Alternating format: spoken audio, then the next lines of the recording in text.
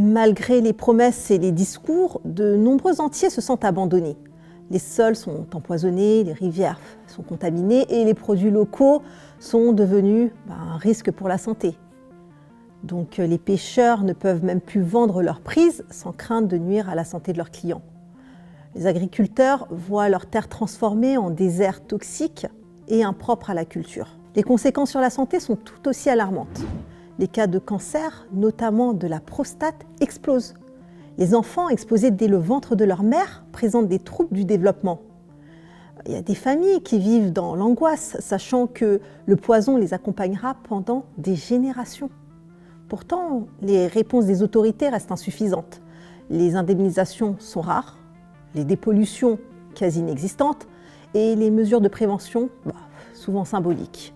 Les Antillais se sentent trahis, laissés pour compte dans un combat qui les dépasse. Cette situation est inhumaine. Comment peut-on accepter que des milliers de personnes vivent dans un environnement empoisonné sans espoir de changement? Comment peut-on ignorer leurs souffrances, leurs cris d'alarme, leurs demandes de justice? Les Antillais ne méritent pas cela. Les Antillais ne méritent pas cela. Il est temps de tirer la sonnette d'alarme, de dénoncer cette injustice et de se battre pour que la vérité éclate.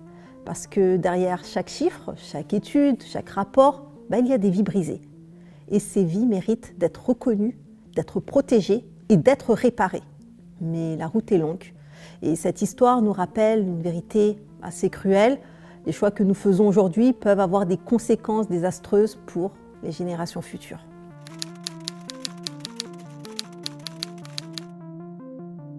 Et vous, que pensez-vous de ce scandale? Pensez-vous que la justice sera rendue aux Antillais? Comment peut-on éviter de telles catastrophes à l'avenir? Je suis curieuse de savoir ce que vous en pensez en commentaire. Et si vous avez aimé cette vidéo, n'hésitez pas à liker, à partager et à vous abonner à la chaîne. On se retrouve très vite.